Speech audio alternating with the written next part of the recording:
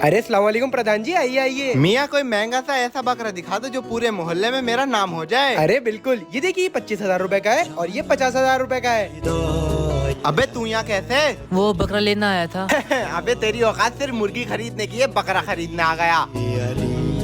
लाओ भाई ये 50,000 वाला ही दे दो। ये 50,000 वाला खोल दो। भैया मुझे ये वाला दे दिए। भाई ये 5,000 रुपए का है।